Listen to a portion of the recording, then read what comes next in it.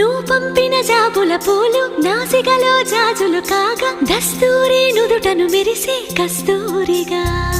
నీలేఖల అక్షరమాల నా మెడలో హారం కాగా చేరాతలు నా తల రాతను మార్చంగా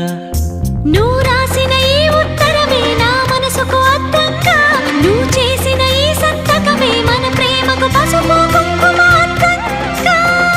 గంగా